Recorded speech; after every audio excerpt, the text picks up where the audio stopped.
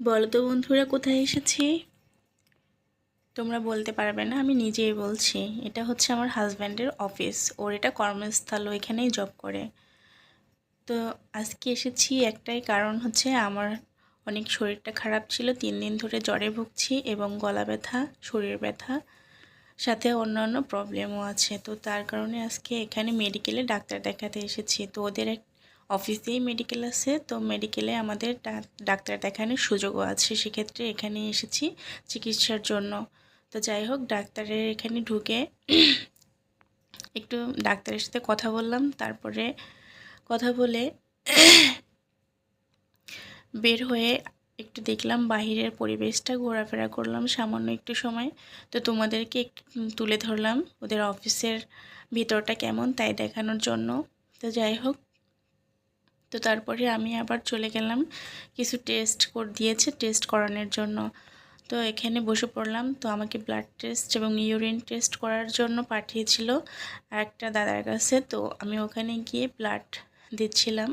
তো দাদা ব্লাড নিচ্ছিল। প্রথমে ভয় ভয় লাগছিল, ব্যথা পাবো বা কেমন লাগবে। তো যাই হোক, একটু ব্যথা লেগেছিল, তারপরে ঠিক হয়ে গেছে। তো ব্লাড নিয়ে আসিস, এবার আমি বের হয়েছি ওখান থেকে বাসার উদ্দেশ্যে।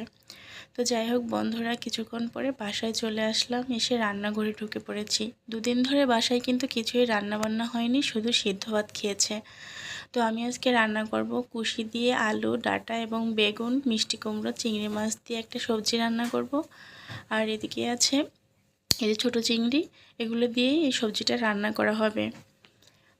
আর এখানে আমি রেখেছি ডাঁটা শাক। ডাঁটা শাকগুলো খুব কচি ছিল, তাই ফেলে দেইনি, রেখে দিয়েছি। ভাবলাম ভাজলে সবাই মিলে খেতে পারবো। আর এখানে আম রয়েছে, 2টো আম দিদি দিয়েছিল। এক দিদি বলেছিল টক রান্না করে খেতে, ওনাদের বাড়ির থেকে নিয়ে এসেছে। তো আমি সকল ধরনের সবজিগুলো কেটে বেছে এখানে ধুয়ে রেখেছি। তো এখন আমি রান্নাটা বসিয়ে দিব। তো চলো বন্ধু, যাই রান্নাটা শুরু করি। তো এখানে আমি কড়াই বসিয়ে দিলাম, কড়াই গরম হয়ে গেছে, দিয়ে দিলাম তেল।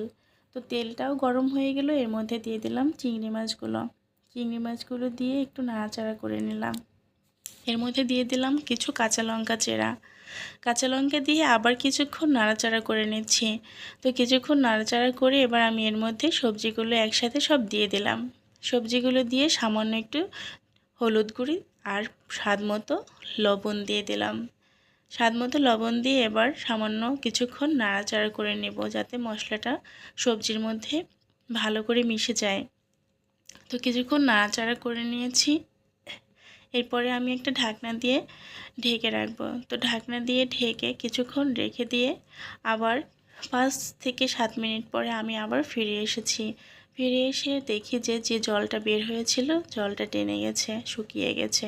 তো আমি এর মধ্যে দিয়ে দিলাম ধনিয়ার গুঁড়া। ধনিয়ার গুঁড়া দিয়ে আবার সামান্য নাড়াচাড়া করে নিলাম, যাতে ধনিয়ার গুঁড়াটা সবজির সাথে মিশে যায়। তো নাড়াচাড়া করে এবার আমি এর মধ্যে দিয়ে দিব পরিমাণ মতো জল। তো পরিমাণ মতো জল দিয়ে দিলাম। পরিমাণ মতো জল দিয়ে আবার কিছুক্ষণ নাড়াচাড়া করে নিয়েছি। তো ওদিকে তরকারি হচ্ছে, এদিকে আমি আরেকটা কড়াই বসিয়ে দিয়েছি শাক ভাজি করার জন্য। তো তেল দিয়ে দিয়েছি, তেলের মধ্যে দিয়ে দিলাম কিছু পরিমাণে কালো জিরা। আর এখানে আছে পেঁয়াজ, রসুন এবং কাঁচা লঙ্কা কুচি দিয়ে দিলাম। সামান্য একটু নাড়াচাড়া করে নিলাম, একটু হালকা হালকা ব্রাউন করে ভেজে নিয়েছি। এর মধ্যে দিয়ে দিলাম এখন শাকগুলো। শাক কুচিয়ে ধুয়ে একটা ঝুড়িতে রেখেছিলাম, যাতে জলটা ঝরে যায়।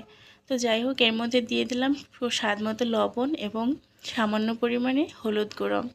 হলুদ গুঁড়ো দিয়ে আবার সামান্য নাড়াচাড়া করে নিচ্ছি। নাড়াচাড়া করে এবার আমি একটা ঢাকনা দিয়ে আবার কিছুক্ষণের জন্য ঢেকে দেব। তো ঢাকনা দিয়ে ঢেকে দিলাম। 5 থেকে 10 মিনিট পরে আমি আবার দেখব কি হচ্ছে। এদিকে আমি আবার কড়াইতে তেল দিয়ে দিলাম, ফোড়ন করে নিলাম জিরে দিয়ে তরকারিটা। তো আবার কিছুক্ষণ নাড়াচাড়া করে আমি তরকারিটা তুলে নেব। তরকারিটা কিন্তু কমপ্লিট রান্না করা। তো এদিকে আমি 10 মিনিট পরে আবার শাকটা দেখলাম যে একেবারেই সিদ্ধ হয়ে গেছে। তো আবার কিছু নাড়াচাড়া করে নিলাম, যাতে শাকটা একটু মজে যায়। শাক ভাজি কমপ্লিট। এবার আবার কড়াই বসিয়ে দিলাম, এর মধ্যে দিয়ে দিলাম সর্ষে ফোড়ন, কারণ আমি এখন আম দিয়ে চাটনি তৈরি করব। তো সর্ষে ফোড়ন দিয়ে আমি এবার আমগুলো দিয়ে দিলাম। আমগুলো দিয়ে কিছুক্ষণ নাড়াচাড়া করে নিলাম। তো এর মধ্যে দিয়ে দিলাম স্বাদ মতো লবণ, আর দিয়ে দিলাম সামান্য পরিমাণে হলুদ গুঁড়ো, আর দিয়ে দিলাম স্বাদ মতো চিনি। তো চাটনি যেহেতু তৈরি করব সেক্ষেত্রে চিনি তো অবশ্যই দিতে হবে, কারণ চাটনি তো একদম টক খাওয়া যায় না, আর আমি টক অতটা পছন্দও করি না। সেক্ষেত্রে আমি কিছু পরিমাণ চিনি দিয়ে দিলাম। তো চিনি দিয়ে আবার কিছুক্ষণ নাড়াচাড়া করে এর মধ্যে দিয়ে দিলাম পরিমাণ মতো জল। তো জল আমি বেশি দিলাম না, সামান্যই দিয়েছি। তো জল দিয়ে এবার ঢেকে রেখে আমি রান্নাটা শেষ করে নেব।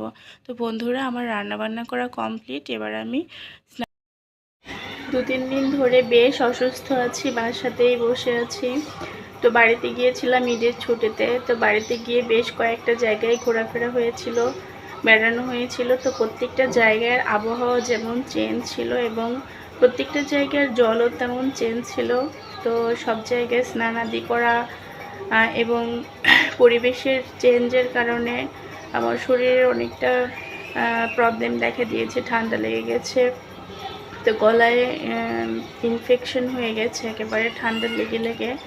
বাসায় আসার পরে তো 2 থেকে 3 দিন ধরে খুবই অসুস্থ, জ্বর, মাথা ব্যথা, শরীর ব্যথা, অন্য অন্য তো আছেই।